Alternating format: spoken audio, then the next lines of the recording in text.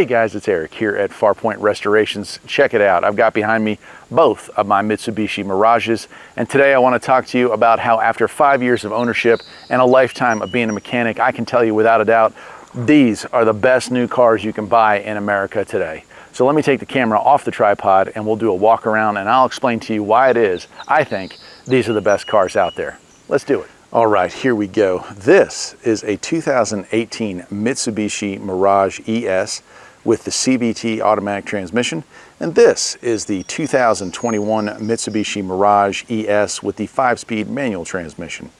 Now, as of filming in mid-24, they no longer make the manual transmission here in the US. They do sell it around the world, but not here. And the reason for that is that most people just don't drive manual transmissions anymore. However, there are diehards, and for diehards who are looking to get the absolute best fuel economy, that's the one to pick if you can find a decent used model. So why do I think these are the best cars out there? Number one, price. This car cost $10,400 brand new. This car cost $10,425 brand new. That is half the price of a new car, the average new car when I bought it. Now, clearly, with hyperinflation due to a whole bunch of variety of reasons that I won't get into in this video, these cars have gone up significantly in price. However, cost adjustment, these are still some of the lowest priced cars sold in America, and because Mitsubishi is a smaller manufacturer here in the US, they're a huge manufacturer worldwide, but here in the US, they have a much smaller presence. The dealerships are willing to work better deals on these cars than you'll find on some other cars. So number one reason is price. Number two reason, these are the best cars you can buy, and that would be fuel economy. That's right. And you know, you can get a Prius or a full electric car, and those are going to cost you a pretty penny. They're good cars, no doubt. I mean, some of the electrics are. Tesla being the main one. I wouldn't really trust any of the other electrics. Honestly, they just don't have it from the work that I've had to do on them. This car with the CVT is rated at, I think, 41 highway and 38 on the back streets. Reality, this car gets 41 on the back streets, 43 to 46 on the highway, depending on how hard you drive it. This one here, the EPA says, got worse gas mileage. It has the stick shift, and they didn't think it would break 40. However, the reality is this one gets 43 on the back roads and 46 to 48 on the highway. And that's not babying it. That's driving it like you would any other car. So that's the second reason, is fuel mileage. These things are just gas sippers. Number three is overall cost of ownership.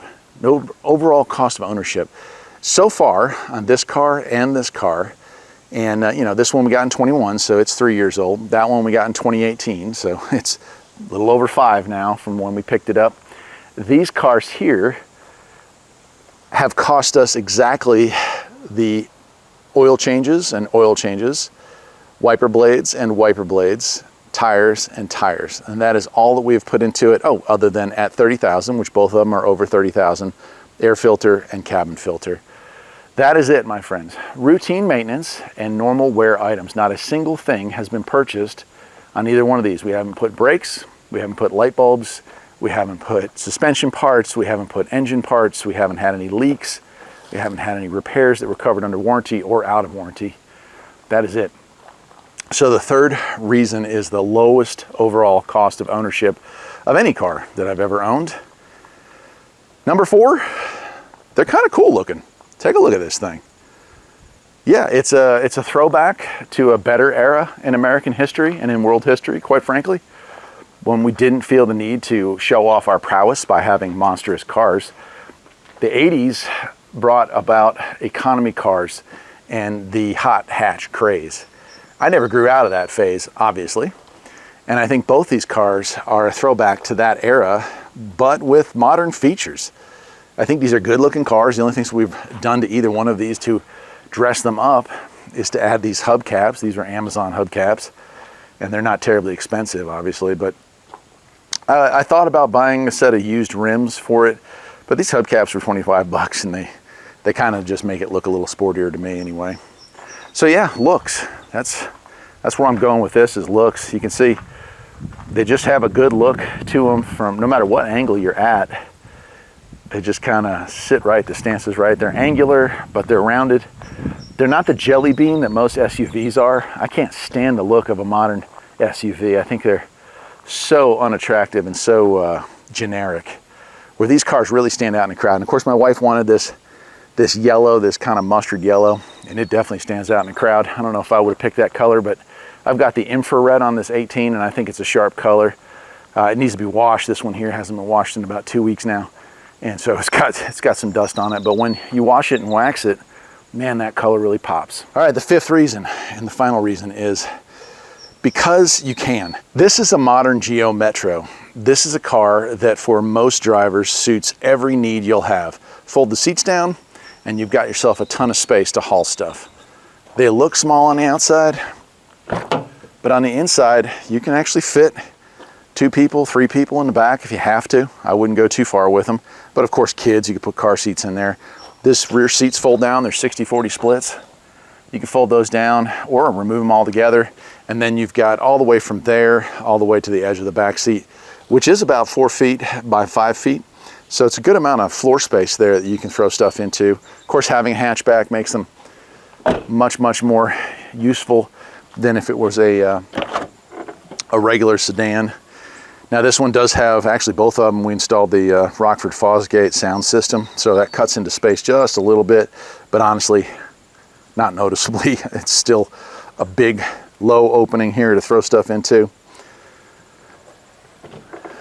People complain online that these cars are dated, and they say that as if it's a bad thing, but I'm here to tell you that's actually a good thing. They say that this car is unrefined, but it isn't. It is refined. It has all the features, and I'm about to get in the car and show you, that any modern car should come with. Higher trim models come with push button start. I don't like that, so I've opted for the ES so I could still have a key. But it does have traction control. It does have power mirrors, adjustable power mirrors. It does have power door locks and power windows. This one being a CVT, has an automatic transmission. The infotainment system on this is right up there with any other modern car. Has a nice crisp, clear screen. This one actually has a DVD player in it, which is pretty nifty. I've opted for manual climate control. I'll show you here in a second. My wife's car has the automatic climate control.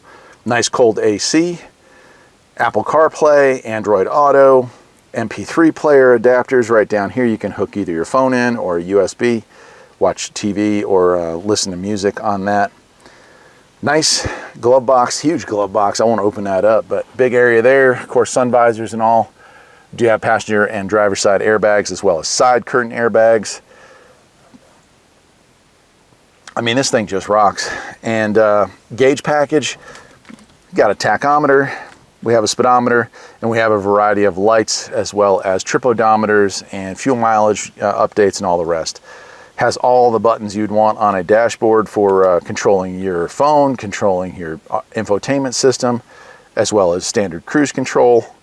I mean, it's just a nice car. Seats are the only place. There's only 2 things I would change about this car. We put these nice seat covers on from Incheon, and these are actually really nice. In fact, the guy, well, last time I had it in town, somebody saw one because he was looking at buying one of these, and he was like, I didn't know they made a leather option. They're not leather, they're simulated. But man, they are nice, and that little red trim really gives it some pop. I like that. Now, I would say the seats themselves, they're good for about 4 to 6 hours of drive time. After that, you start to get a little bit hurting. It could use more lower back support if it were me, and maybe a little more padding in the seat bottom. It is a commuter car, but they didn't do bad with the seats. Like for regular, you know, I have a 22-mile commute every day each way, and they're fine for that. It doesn't bother you. Like I said, after about 4 hours, you start getting a little bit tensed up, and that's where they only change there. The only other thing I would change on this car would be the gas tank capacity. 8.8 gallon capacity, and you know, it'd be nice if it had 12 gallons. You could probably drive this thing 2 weeks easy without ever filling it up. Although on the plus side, having a smaller gas tank and getting such great gas mileage, you know, when I do fill up, I think like the most I've ever paid to put gas in this car was 26 bucks. That's pretty amazing to me. It does have cup holders.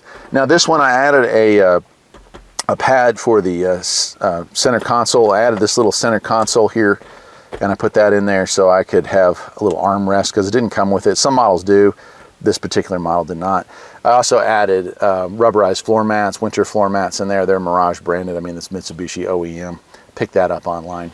Let me go ahead and pop the hood and we'll show you where the real magic takes place in this car, and then we'll wrap it up. All right, here we are in the engine compartment. This is where this car gets a lot of hate, but this is actually the best feature of this car.